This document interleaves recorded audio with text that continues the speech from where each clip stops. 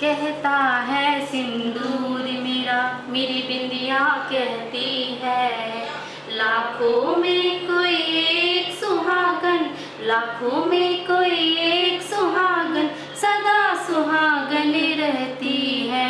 महामारी और लॉकडाउन भी नहीं रोक पाया सुहागिनों की श्रद्धा और आस्था को। इस बार ज्येष्ठ मास की अमावस्या यानी 10 जून को हर सजनी सजेगी अपने सजना के लिए। मौका होगा वट सावित्री पूजा का। ये वही पूजा है जो ना जाने कितने सदियों से सुहागिनें अपने सुहाग की हिफाजत और उनकी लंबी उम्र के लिए करती आ रही है। इस साल का पहला सूर्य ग्रहण भी इन्हें नहीं रोक पाया। ज्योतिष की माने तो सूर्य ग्रहण का असर भारत में नहीं होगा। 16 श्रृंगार का जुगाड़ भी इतना तगड़ा कि ना कोई रुकावट आई और ना ही कोई दिक्कत। 2 गज की दूरी है जरूरी, इससे भी बचने का उपाय खोज निकाला, जिसके लिए घर की बूढ़ी माँ बरगद गाछ की डाल जुटा लाई। घर के आंगन में ही गड़ी डाल लेगा विशाल वट वृक्ष का रूप। बरगद के जड़ को सींचने का जल डालेंगी सुहागिनें। हाथों में रक्षा सूत्र लिए फेरा भी लगेगा। सावित्री और सत्यवान की कथा के साथ पिया के चरण धोने का रिवाज भी होगा। सावित्री पूजा की तैयारी में जुटी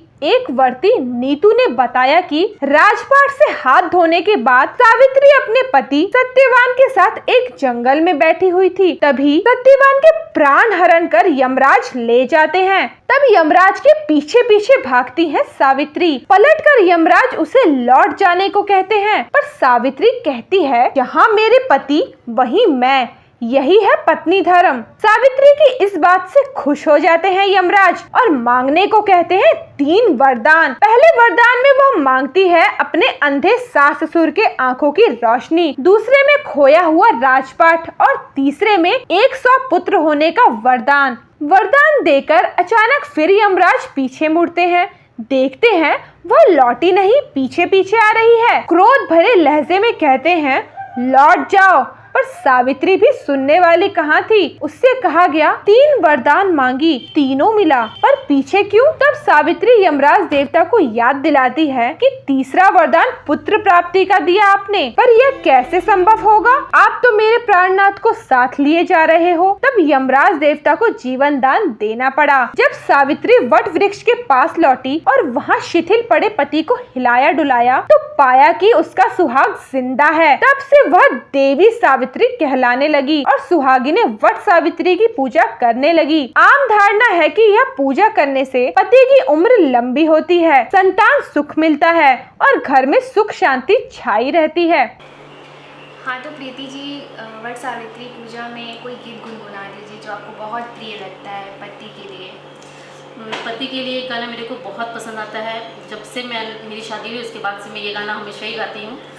कहता है सिंदूर मेरा, मेरी बिंदिया कहती है, लाखों में कोई एक सुहागन, लाखों में कोई एक सुहागन, सदा सुहागन रहती है।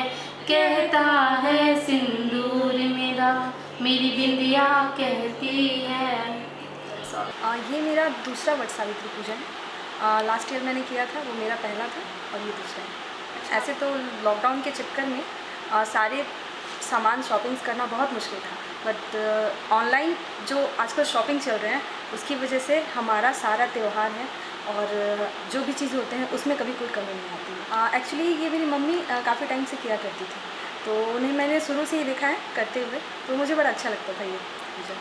तो शादी के बाद मैंने सोचा कि मुझे भी करना चाहिए। वट सावित्री पूजा में जैसे सारी पूजा होती हैं उसमें लगभग वही सब होते हैं, सारी चीज़ें यूज़ होती हैं, पर इसमें कुछ स्पेशली चीज़ भी यूज़ होती है। जैसे मोली धागा, पंखा हो गया, उसका यूज़ होता है। सबसे पहले हम लोग इसके लिए मंदिर जाते हैं और जहाँ वर का वृक्ष होता है उसकी हम लोग पूजा करते हैं। पहले हम लोग जल अर्पण करते हैं, उसके बाद पुष्प चढ़ाते हैं, उसके बाद जो रोली और सिंदूर है वो लगाते हैं, उसके बाद आपकी दिया चढ़ाते हैं। फिर हमारा जो पंखा होता है उसके ऊपर हम लोग सारा फल हो गया और श्रृंगार के सामान चढ़ाना इसमें बहुत ही शुभ माना जाता है। उसमें एक विशेष प्रकार का धागा का हम लोग प्रयोग करते हैं, जिसे मोली धागा कहते हैं। उससे हम लोग फेरी देते हैं। 5 बार फेरी देने के बाद हम लोग पूजा समाप्त करते हैं। पंडित जी से कथा सुनते हैं वहाँ से आने के बाद हम लोग घर पे अपने जो पति होते हैं सबसे पहले उनके पैर छूते हैं, उसके बाद उनको भोजन कराते हैं और भोजन कराते हुए जो पंखा होता है उससे उनको झलते हैं, उससे उनको हवा करते हैं और वो सब करने के बाद फिर हम लोग खड़ा करते हैं। कहा जाता है कि जितनी लंबी सिंदूर होती है पति की आयु उतनी लंबी होती है, तो इसीलिए हम लोग नाक से सिंदूर पूरे मांग में लगाते हैं। सावित्री पूजा आपको करते कितने साल हो रहे हैं? देखिए, वर्ष सावित्री की पूजा हम तो मेरा बहू रानी आई ना, 1.5 साल मेरा बहू का आया हुआ। बहू जबकि वर्ष सावित्री की पूजा तब मेरा भी इच्छा जाग गया, तो आगे साल से हम भी करने लगे। जो भी नारी माँ सावित्री से ही प्रार्थना करते हैं कि कोरोना बीमारी जल्दी ख़त्म करे, संसार के रक्षा करे, पूरा परिवार को रक्षा करे। कि जो गलती हुआ हम लोग से माफ़ करेंगे भगवान, और सावित्री माँ से ही प्रार्थना है कि बीमारी से मुक्ति दो। कैसे किया जाता है इस व्रत को? इस व्रत को करने से पहले हम एक दिन पहले बाल धो के नहाते हैं और अरवा अरवन खाते हैं, जैसे मूंग का दाल हो गया, अरवा चावल हो गया, आलू का भुजिया या पकोड़े वगैरह खा लेते हैं। अच्छा, लॉकडाउन में अभी जो महामारी का दौर चल रहा है और लॉकडाउन चल रहा है, इसमें आपको कैसे तैयारी की इस बार का एक्सपीरियंस तो नया होगा आपके लिए।